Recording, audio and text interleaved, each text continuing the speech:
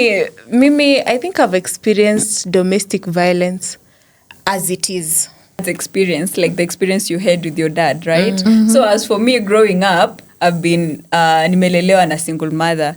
My dad disappeared at the age of 4. So I really can't relate with having a present dad in my life. Yeah. Maybe for me, I've experienced it and I'm still experiencing it. Actually, it's active as we speak. So there is that active domestic violence ya kuchapana and now there is domestic violence ya kuongea, like maneno inakufanya you hate. Hey everybody, welcome to POV by Ray&mitchy. Today we have a very amazing, beautiful guest on set. Mmeitisha sana guests na sahi tumeamua kuwaspoil. Nakwambia tunawapa kuwapa. We have a very beautiful guest here. I think she'll just introduce herself to us. Utuambie, what do you do? What's your name? And anything that you'd like us to know. Okay, Kwanza, thank you so much kwa POV Ray by Mitch. Please subscribe, share and like. Na pia comment. Yes. So my name is Cecilia May. I am also a podcaster, but I'm a digital marketer. What was social media management? Me, I got you. Umeona vile tunawaplug, vile tunawaletea watu wenye wako so rich in the things of digital marketing, creation and such related things. But she's such a good one. Umewak na kina nani so far? Nimewak na Jomo Kenyatta Foundation. Na nyinyi mnajua zile vitabu za math ya stairs. Oh, JKF. Yeah. That I was an intern there. Then nika work with Moi University Radio. But hiyo ilikuwa ya shule. We did our thing there. Then in the money now, I've worked with Bwariti beddings, wanauza beddings, so ukitaka hizo beddings zako. So hapo unafanya mambo na social media pia. Social media management. Now Dead Sea skincare professionals, beauty, skin without acne. Hey. Mumesikia. You just know where to find her. Yes. We are the plugs, guys. So Leo, I just want us to discuss a very intriguing topic, but in a very calm and engaging way. Hatutaki watu waanze kulia hapa, tuanze kukata vichungo. Because the topic that we are going to talk about today, manze, it covers most of our childhood traumas, right? True. Yeah. So today we want to talk about domestic violence, especially in the African homes. Have you guys ever experienced domestic violence? Where?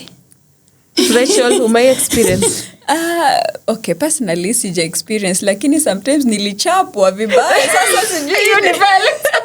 Yeah, that is violence. Have you experienced domestic violence? A lot. Mimi nasema a lot. Yeah. Domestic violence, okay.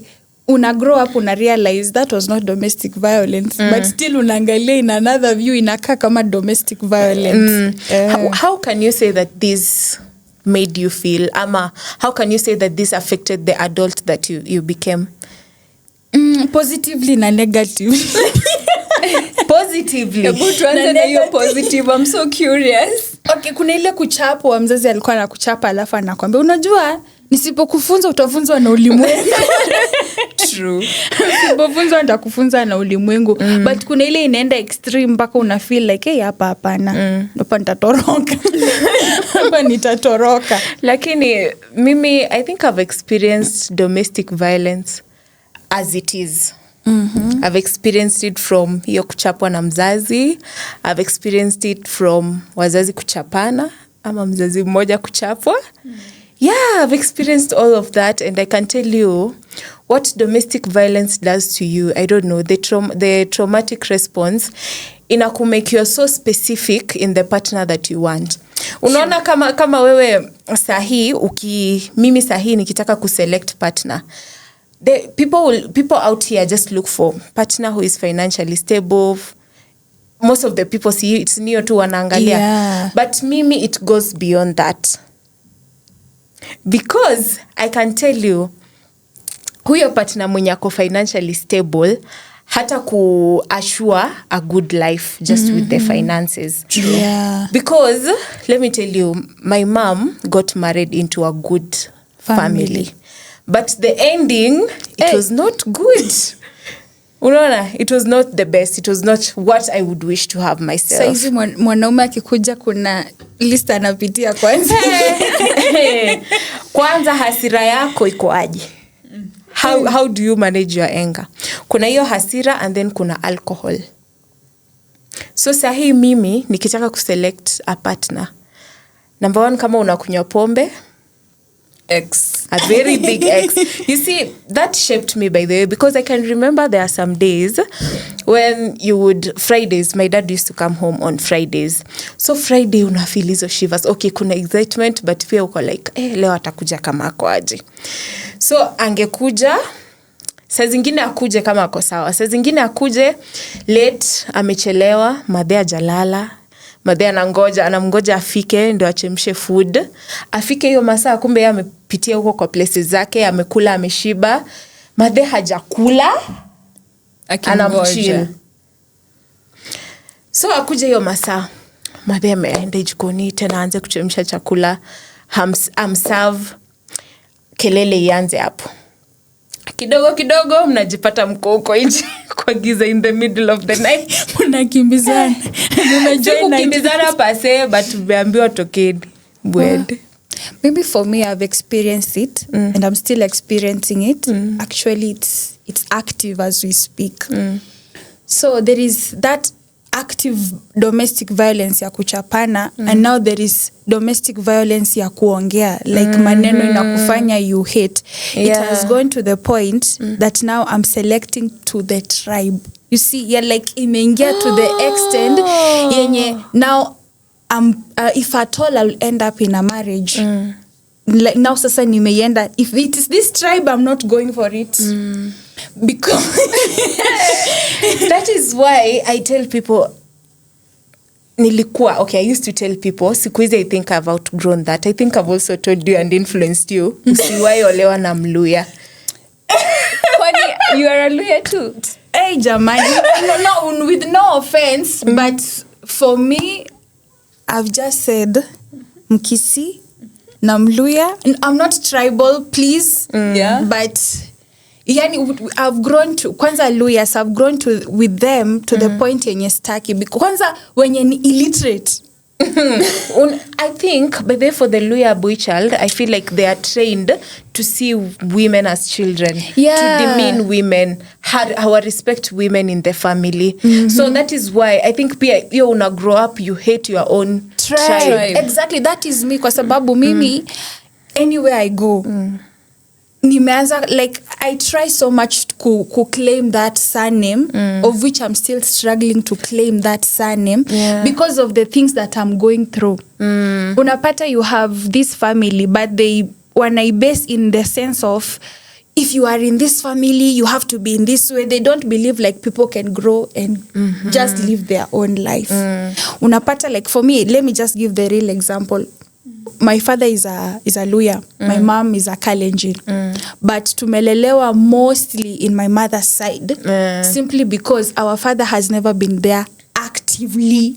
He's there, but he's not there present.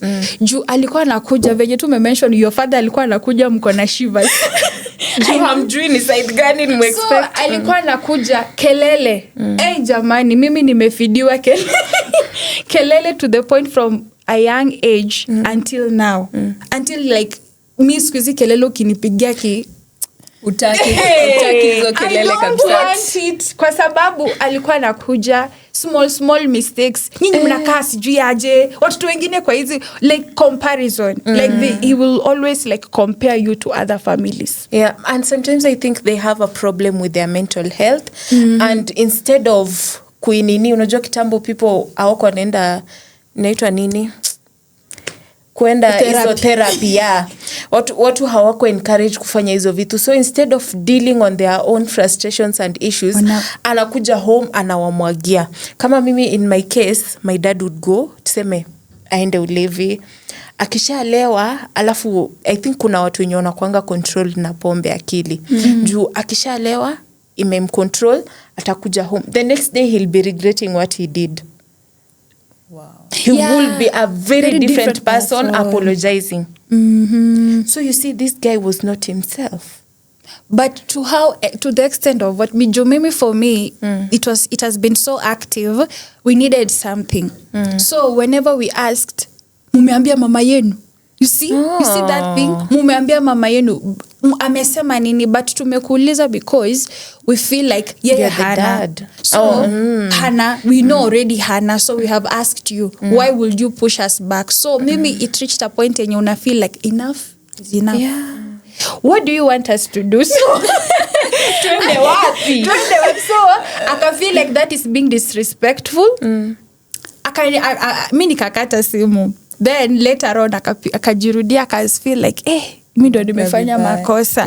So anajirudisha pole pole, but still you see there is no trust. What if ni end up in another situation yenye I need that agency a fatherly person to my life. Exactly. And that thing, by the way, is so bad because at some point it makes people struggle with identity. You know, mostly your father gives you your identity. Mostly in the African society, it's not your mom. You look up to your dad. You look up to your... Mostly. Even, especially as girls, vitu mingi by the way tunapatanga from the dad more than we get from the mom. But sasa unapata in this situation, the mom has to step up. The mom has to be the mom and the dad is there. Unajua ingekuwa the dad is not there. So unapata a father is only like me. My dad will be present, maybe provision. Yes, ata provide, alipe school fees and everything. But emotionally, you guys are just drained. Hey, nakumbuka kwa ile episode ingine yenye nilisema nilikuwa nadanganya wazazi wangu. So you see, that's struggling with your identity. True. You are not accepting yourself. And then with time, your shame, you have to build a cocoon. Again. So it will lead you, when you grow up, inakulead build something around you, a certain wall. You want people to see you in a certain way. Like for me, I struggle with people seeing my... Squeezy tundo nimeanza kuallow, like people seeing my weak side. I struggle with being vulnerable. I don't like being vulnerable. Fear. Because of that, you're afraid of that side being seen. You like... unaibari kabisa. Yeah, but it's not right. Yeah, before me, it has been a challenge because after you are in a relationship, umeanza vizuri. Then you just see a red flag. Ushachoka. Na ndio sasa zingine mtu anashangaa mbona umemwacha na 2 months, 3 months. Wait, 2 months. 3 weeks ni mingi sana. 1 week. You have text na this day. The next day amekuuliza, tell me about maybe, okay, no, there is that essence. Tell me about yourself. Inaka swali lingine, inaboko ni interview. Manze na kuacha. Squeeze hata kwanza, nikiona nimesema hi, the next minute I'm bored.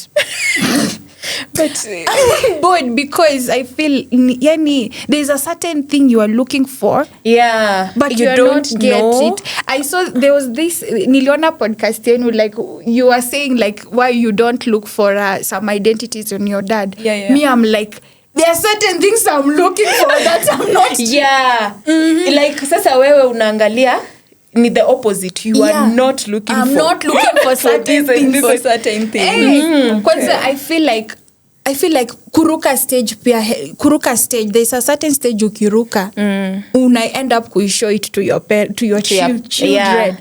Kwa sababu ukiruka stage fulani maybe wewe ulikuwa unafaa kuenda stage fulani alafu ukaruka. Now it will come back to later in life. So, unashanga you are giving this certain things so una feel it is normal but your children are like kwani hukuenda hii stage? Kwani why is our mom like this? Why is our dad like this? I feel like every stage please usiruke. Kama unataka kwenda road trip, enda tu. Usijinyime kwenda road trip. Before you settle in a marriage, enda tu. Just live now. Make sure live before you say yes I do, because those children watakuja, they will need a father now, a present dad. Alafu na utawapea traumas bila kujua. Exactly. Rachel, how have you experienced these things? Ama unasikia ni kama drama, ni kama review. Hizi ni stories ajaba man. Okay, from the conversation, you guys are basing it from your dad's experience, like the experience you had with your dad, right? So as for me growing up, I've been nimelelewa na single mother. My dad disappeared at the age of 4. So I really can't relate with having a present dad in my life. Yeah, but he was a present man. It's not as if he had you before. Yeah, he was good. Yeah, he was a present guy. It's just that things happened. He disappeared, and we're still trying to trace him. Hatujui alienda wapi, but he didn't ghost us. Ati mtu unajua he's somewhere having another family, ama he's doing something else and ignoring you. No, it's not like that. We just don't know where he is. And maybe kwenye yuko pia anajaribu kutufikia, but hakuna vile tunaweza mpata. So bado tuko kwa process ya kumtafuta. Hatujui kama ako dead, hatujui kama ako alive. Do you think hiyo imekufanyia anything? Like, has it affected you in any way? Yeah, it has really affected me. As a grown up? As a grown up now, imenifanya nijitume tu nikuwe na pesa yangu. Because sasa I'm imagining, what if my mom didn't have pesa? And what if the dad's side did not support me? My life would have been completely different. So you guys are still okay? Yeah, we are that still was okay. Such a good, hawako toxic. Yeah, hawako toxic. So, okay, ni vile my dad in as much as alikuwa na pesa yake, he wasn't poor, alikuwa na pesa yake, so he was a rich guy because alikuwa na provide na anasaidia hata the family members. Yeah. So he wasn't a selfish man. So in as much as alikuwa na pesa zake, mimi kama mtoto siwezi sema nimezi enjoy. Because you see, in as much as alikuwa na my mom wame set aside some funds for me niki grow up. Yeah. So the moment he disappeared, we couldn't access those funds. Kwa sababu we cannot verify if he's dead. You see, amna death certificate. Na ukienda kwa the banks, you have to show them the death certificate for you to access these funds. By the way, ziko kwa unclaimed funds, and we can't access it. Hey. So I feel like hiyo imenifanya sasa mimi kama msichana ama as a girl, I should be having my own money. Juu hata kama let's say nitasema I'm waiting for a rich husband to marry me. Na akipotea, and hizo vitu zote tukose kubenefit, hizo vitu zote zikose kubenefit my children. From your experience, you know, it's not all about the finances. It's not about the finances. All the things zenye aliacha, the other members of the family, they'll just grab them from, like, watazichukua and use it to their benefit. Like, sasa hizi vitu zenye si zako, inakuanga too tricky. So me hata an advocate, as a girl ama as a lady, don't look at you usiseme I'm waiting to marry a rich guy. You can marry a rich guy, but when things can go the way they go na utapata, you don't benefit anything from that. Yeah, for sure. Yeah, utakuwa tu ukisema you married a rich guy, but where are the benefits of that? Yeah. So me growing up, my hiyo side ya my dad wamekuwa supportive. Wako very present and very, very good to me. So I really can't say ati my dad's side are toxic ama nini. But in as much as there's that, you see, there's a way it has shaped you. Yeah, it has shaped me. Sasa imagine nitajituma hata kama kazi inakaaje, nitangangana. Juu najua there's no hakuna otherwise. Yeah, it's this or just a differently completely life yenye sitaki. Yeah, so imenifanya nijitume by the way. Na hata mtu akinikujia niambia ati niache kazi because you'll be a stay at home wife. Tunakosana. Just like my mom angekuwa stay at home wife, tungefanya nini? Yeah, for sure. So me those stories when you stay at home, like I think it's just a traumatic response to life, considering vile nimekuwa. Yeah. So it really affects someone. It does. Wow. Guys, we could sit here and give you the stories again and again, and we could go deeper and deeper. Maybe we'll do an episode 2 of this. Yeah, an episode because there's so much that we want to share. Like there's so much. Zile vitu tunapitia mkituona huku nje sai. Growing up. Seeing you una smile lakini unajua kuna maskeleton uko ndani. But yeah, we are healing and we are accepting. The first thing to healing is accepting. True. And we hope that if you have gone through the same things, unajua you are not different. We are all human. We are all the same. We've also gone through those things. We've experienced them, and they did not put us down. Sindio? Yeah. And we are growing to greater and greater heights. Yes. Anyway, thank you so much for tuning in today. Every Friday at 8 p.m. It's here with POV by Ray and Mishi. Bye.